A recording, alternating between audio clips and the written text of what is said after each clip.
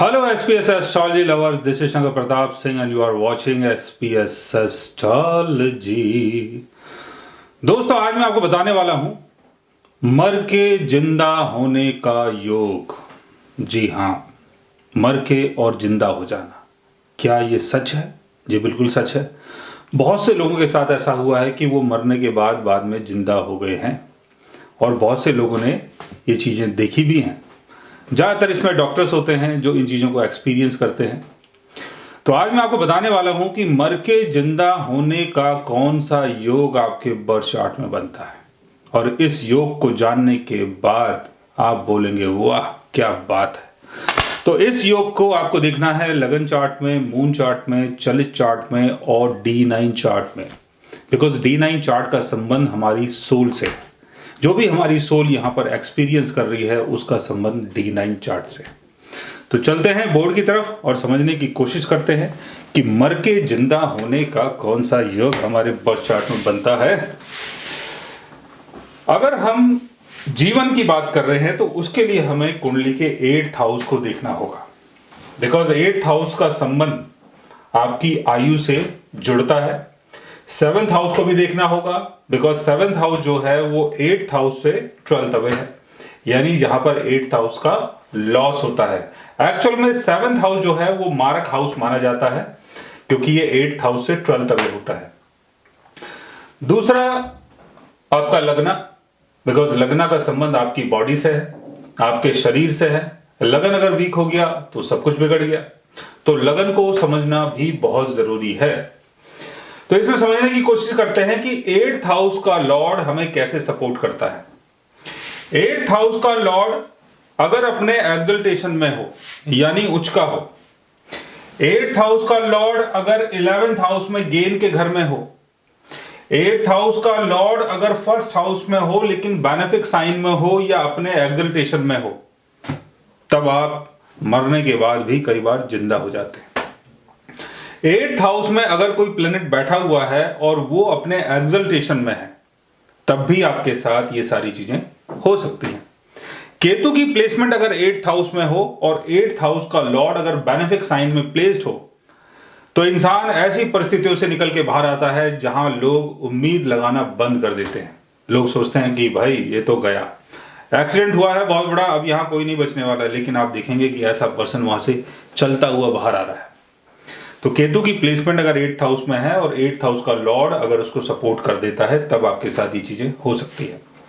राहु की प्लेसमेंट अगर 8th house में हो तो 8th हाउस से संबंधित चीजों को आप एक्सपीरियंस कर सकते हैं, यानी कोई एक्सीडेंट होना, कोई ऐसा हादसा होना कि जहां पर तमाम लोग इधर उधर बिखरे पड़े हैं, ऐसी चीजों को राहु यहां पर एक्सपीरियंस करवा सकता है। और अगर 8th हाउस का लॉर्ड अगर उस राहु को सपोर्ट कर देता है, अगर 8th हाउस का लॉर्ड 8th हाउस में ही है या अपने एक्सल्टेशन में है या अपने फ्रेंडली साइन में है, गेन हाउस में बैठा है, तो मृत्यु तुल्य कष्ट देखने के बाद भी इंसान बच जाता है।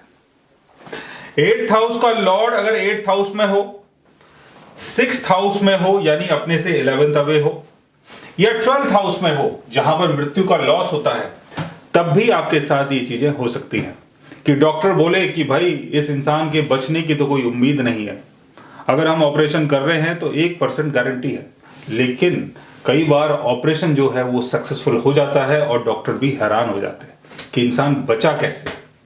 तो ऐसा योग अगर आपके बर्थ चार्ट में बन रहा है तब भी आपके साथ ये चीजें हो सकती हैं। दूसरा, 8th हाउस के लॉर्ड को अगर शनि देख लेता है, जैसे शनि की प्लेसमेंट मान लेते हैं कि यहां पर है, या शनि आपका यहां पर है, या शनि कहां पर हो सकता है जो वो 8th हाउस में देखे, यहां होगा तो 7th 8th आएगा, यहां होगा तो 7th 8th 9th 10th। हाँ, शनि अगर यहां पर हो तब शनि का एस्पेक्ट 8th हाउस में पड़ता है।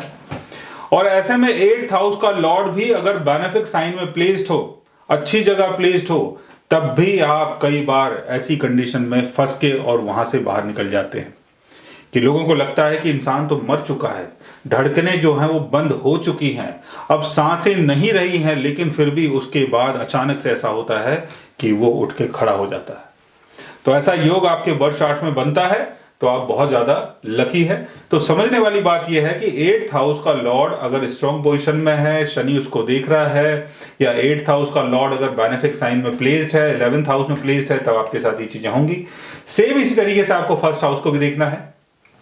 फर्स्ट हाउस का लॉर्ड अगर अपने ऑन साइन में हो, अपने एक्सल्टेशन में हो, और शनि का एस्पेक्ट अगर फर्स्ट हाउस के लॉर्ड के ऊपर हो, और शनि आपके चार्ट के लिए बेनिफिक हो, तब भी आपके साथ ये सारी चीजें हो सकती है। फर्स्ट हाउस का लॉर्ड अगर 8th हाउस में है, 8th हाउस का लॉर्ड अगर फर्स्ट हाउस में है, और दोनों बेनिफिक साइन में अगर प्लेस्ड हैं, फ्रेंडली साइन में प्लेस्ड है, तब भी आपके साथ ये सारी चीजें हो सकती है। और सूर्य को आत्मा का कारक माना गया है। चंद्र जो है वो हमारी प्राण शक्ति है। सूर्य अगर आपके चार्ट में लगन में बैठा हो, या सूर्य अगर लग्नेश के साथ बैठा हो, या लग्नेश के ऊपर अगर सूर्य की दृष्टि पड़ जाती है, या सूर्य अगर आपके बर्थ चार्ट में बेनिफिक साइन में प्लेस्ड है, अपने एक्सल्टेशन में है, तब भी आपके साथ ये चीजें हो सकती है, क्योंकि सूर्य आपकी आत्मा को कंट्रोल करता है। और चंद्र यानी हमारी प्राण शक्ति, जो हम सांस लेते हैं, जो हमारे अंदर की जो प्राण है, जो हमारे अंदर की जो एक चेतना है, वो चंद्र से देखी जाती है। चेतना मतलब चेतना दो प्रकार की होती है। एक तो सूर्य के कारण जो हमारी आत्मा है, जिसके कारण हम चैतन्य हैं। एक चंद्र जो हमें ये एहसास करवाता है कि क्या हमारे लिए अच्छा है और क्या हमारे लिए बुरा है, जहां पर हम भावुक हो जाते हैं, तो उसका संबंध भी आपकी चेतना से जुड़ता है, यानी भावनाओं से जुड़ता है। तो चंद्र अगर आपके बर्थ चार्ट में अपने एक्सल्टेशन में हो, एक्सल्टेशन में कब होगा? जब वो टॉरस साइन में होगा। चंद्र अगर टॉरस साइन में है, मून अगर टॉरस साइन में है, या मून अगर कैंसर साइन में है और बेनिफिक हाउस में प्लेस्ड है, तो आपके साथ ये चीजें हो सकती है कि मृत्यु तुल्य कष्ट होने के बाद भी आपके जो प्राण है वो बच जाए। चंद्र अगर 8th हाउस में है, अपने ऑन साइन में है, या 8th हाउस का लॉर्ड होने के कारण चंद्र अपने एक्सल्टेशन में है और बेनिफिक साइन में प्लेस्ड है, तब भी आपके साथ ये चीजें हो सकती है। सो गाइस, आज मैंने आपको बताया इतने सारे योगों के बारे में, जिससे ये आप अनुमान लगा सकते हैं कि किसी इंसान के साथ अगर कोई ऐसा हादसा हुआ है और वो बाद में बच जाता है, तो ऐसा कौन सा योग उनके बर्थ चार्ट में बनता है जिसके कारण ये सारी चीज़ें होती है। अगर आप भी जानना चाहते हैं किसी ऐसे योग के बारे में, तो उसके लिए आप हमारे चैनल को सब्सक्राइब कर सकते हैं। और अगर आप हमसे बात करना चाहें, कंसल्ट करना चाहें, पर्सनली हमसे मिलना चाहें, तो आप हमारी वेबसाइट के थ्रू, हमारे ऐप के थ्रू हमसे मिल भी सकते हैं, बात भी कर सकते हैं, और गाइज आप हमसे कंसल्ट भी कर सकते हैं। So guys, take care, love you all and good bye.